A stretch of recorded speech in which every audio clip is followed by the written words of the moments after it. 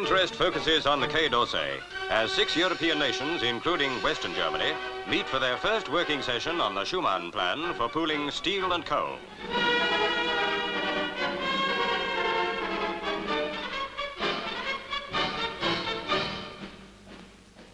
Monsieur Schuman's immediate aim is to thin out economic boundaries between nations, and the latest plan for overall control of the project by an international assembly of MPs may well herald the dawn of a brighter future. Sponsors of the idea think this will be so, in particular Jean Monnet. But Britain, notable absentee, has not yet made up her mind. Her absence begs the question, can the Schuman Plan possibly succeed?